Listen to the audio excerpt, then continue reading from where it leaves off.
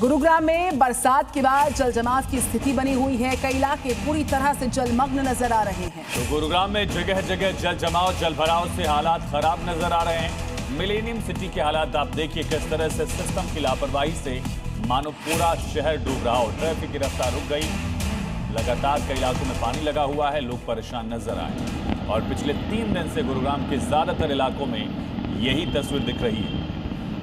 जल निकासी की व्यवस्था न होने की वजह से गुरुग्राम वासी परेशान। रात भर हुई भारी बारिश के बाद शीतला माता मंदिर परिसर और आसपास की सड़कें पानी से पूरी तरह भर गईं। कारें, बाइक और ऑटो रिक्शा पानी में फंस गए। लोग घुटनों तक पानी में चलते दिखे। देखिए कैसे ये शख्स बाइक को धक्का देते हुए रास्ता निकालने की कोशिश कर रहा है। शीतला माता मंदिर के पास की दुकानों के बाहर पानी जमा हो गया है। रात के अंधेरे में पानी की चमकती सतह और गाड़ियों की रोशनी तस्वीर को और भयावह बना रही है। गुरुग्राम में मानसून की इस मार ने एक बार फिर जल निकासी व्यवस्था पर सवाल खड़े कर दिए हैं। और अब खबर है हिमाचल प्रदेश से, जहां बीते 2 दिन से भीषण बारिश हो रही है। इसके चलते पहाड़ी नदियां, नालों में पानी का बहाव बहुत ही तीव्रता के साथ बढ़ रहा है।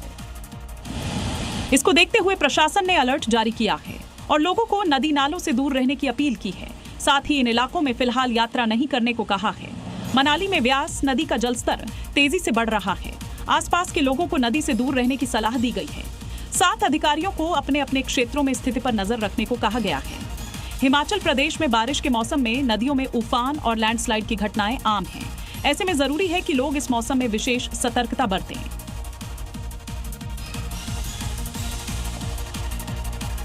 शिमला के क्यारकोटी में लगातार मूसलाधार बारिश की वजह से भारी लैंडस्लाइड हुआ। इससे पहाड़ी से मलबा और बड़े पत्थर सड़क पर आ गिरे और उसके बाद लोग परेशान हो गए, जिसके कारण सड़क का एक हिस्सा पूरी तरह से जाम हो गया। देखिए कैसे पहाड़ का बड़ा हिस्सा टूटकर सड़क पर गिर रहा है, जिसके कारण फिलहाल गाड़ियों के आने जाने पर रोक लगा दी गई है। बारिश के कारण इस इलाके में लैंडस्लाइड का खतरा और बढ़ गया है। ऐसे में प्रशासन ने लोगों से सावधानी बरतने और संवेदनशील इलाकों में नहीं जाने को कहा है। इस बीच लोगों ने प्रशासन से अपील की है कि सड़कों पर गिरे मलबे को जल्द से जल्द हटाया जाए ताकि यातायात व्यवस्था बहाल हो सके।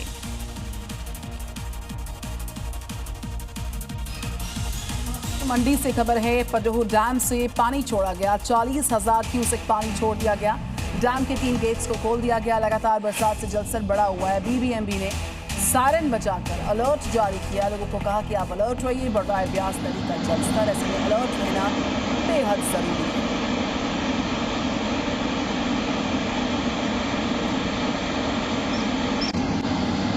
डैम का पानी छोड़ने से पहले भाखड़ा ब्यास प्रबंधन बोर्ड ने अर्ली वार्निंग सिस्टम के तहत सायरन बजाकर आसपास के क्षेत्रों में लोगों को सतर्क किया और साथ ही व्यास नदी के किनारे रहने वाले लोगों से नदी के पास न जाने और सुरक्षित दूरी बनाए रखने की अपील की गई है, क्योंकि इस सीजन में पंडोह डैम से अब तक का सबसे ज्यादा पानी छोड़ा गया है।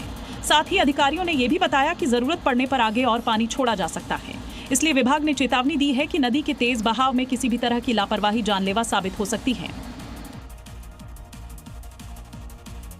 और मॉर्निंग जी में आगे देखते हैं रफ्तार के साथ top 5 crime updates.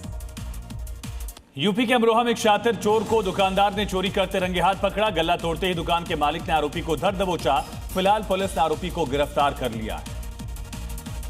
Kanpur police ने 2 शातिर गांजा तस्कर को गिरफ्तार किया है। आरोपियों के पास से 1 करोड़ का गांजा जब्त किया गया। गांजा तस्कर ओडिशा से यूपी में गांजा लेकर आते थे, अलग अलग जिलों में सप्लाई का काम करते थे। एमपी की रीवा में पुलिस ने घर से नशीली कफ सिरप बेच रही महिला को गिरफ्तार किया। मुखबिर की सूचना पर महिला के घर से 30 सीसी कफ सिरप बरामद की गई। बिहार के नवादा से खबर है, सरकारी ऑफिस के बाहर बाइक सवार चोर एक शिक्षक की बाइक चुरा ले गया। सीसीटीवी फुटेज के आधार पर पुलिस टीम आरोपियों की तलाश कर रही है। झारखंड के पाकुड़ में पुलिस ने दोहरे हत्याकांड का खुलासा किया। 12 घंटे के भीतर आरोपी को गिरफ्तार किया। लिट्टीपाड़ा थाना क्षेत्र में दामाद ने अपनी पत्नी और सास की बेरहमी से हत्या कर दी थी।